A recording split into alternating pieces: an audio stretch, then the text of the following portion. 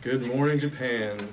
I'm Paul Newman. And I'm Christine Carroll, and I'm so glad you're joining us this morning on Shogun Channel 49 News. Today, we are going to be talking about isolationism, whether we should keep it or whether we should abandon. We'll be talking to several different citizens and hosting scholars for a debate on the subject. So why don't we move now? Let's go into the field and hear from our very first guest, a peasant. Hello, I'm just your run-of-the-mill peasant trying to make ends meet. My family has worked the field for centuries, and it just doesn't really seem worth it anymore. The Shogun has basically taken all of our food to give to the bureaucracy, like those people don't already have enough, am I right? And are you kidding me? Why do we have to be peasants? Just because my great-great-great-great-grandfather happened to be a farmer, why does that mean I have to be a farmer? All I want to be is a flashy city girl and live in the factories and do fun stuff like that. Maybe it's time for a change. Maybe Tokugawa Shogunate needs to come to an end. A rebellion would be a good idea. Thank you, peasant, for your insightful and possibly rebellious look into life as a peasant. Up next, we're going to hear from a local merchant about what she thinks of the Tokugawa regime and why we should end isolationism. Hello, yes, I am a local merchant. I make many products that are very popular in my community. I create writing utensils in many colors. I produce them using brand new technology that I created myself. But unfortunately, because of isolationism, I'm not allowed to sell my products to other countries. I know Tokugawa is great and all. I mean, isolationism has brought stability and peace throughout Japan, which is really great, but sometimes I wish it could come to an end so I could export my products. And I know that other merchants feel the same way that I do. We've been talking in the Toji flea markets for a while now, and it's pretty unanimous. We want to end isolationism. Wow, what a compelling argument for ending isolationism. Thank you so much, Victoria Pilot, for sharing your story. And now, a scholar debate featuring two Japan-renowned professors from the nation's premier educational institution.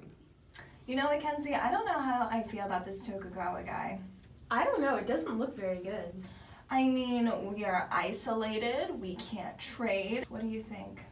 I don't know, I mean, he is in charge. I would hate to go against him. But I really think this isolationism needs to end in Japan. I think we could really prosper and, open our wings and soar as a great economy if we just opened up the gates. I mean, that metaphor makes a lot of sense to me. Birds, Shintoism, nature. I see what you're saying. Maybe we Perfect. should do it. I think so. What insightful debate from two of this nation's most leading scholars. Thank you so much for joining us today. I am not really sure where my co-host went, but up next, we are going to hear from a samurai who is going to tell us a little bit about their opinions on isolationism.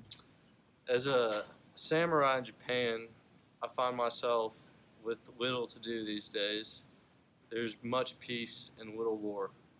But we samurai are still heavily armed, which has caused us to get ourselves in trouble from time to time, but it's harmless.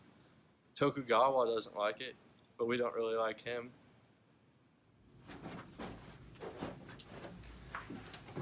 Wow, Christine, that might have been the best interview I've ever seen from an incredibly handsome and honorable samurai.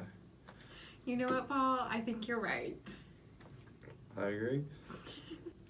As many of our viewers know, there are several external countries that are applying pressure to start trading and talking to Japan, such as Russia, the Netherlands, and Portugal. But there appears to be a new country on the horizon. Christine? Yeah, this country called America has been, kind of trying to open relations, and they have a few fairly strange requests. So we're going to take it over to them and, I guess, see what they have to say. Hello, my name is Matthew Perry, and I'm from the United States of America. Japan, it would be really awesome if you could stop killing our whaling hunters and maybe even consider starting a trading relationship with us. I mean, it'd be really awesome if we were friends. And if we were friends, I promise that I'd be there for you. mean, could this be any better of an idea?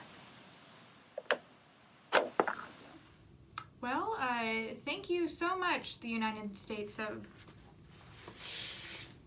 America.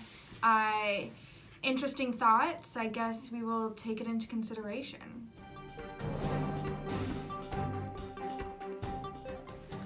Breaking news. The Treaty of Konagawa has been signed. Ports are open. Isolationism is over, and the people have won. And guess what? Lemonade's on Tokugawa tonight, baby.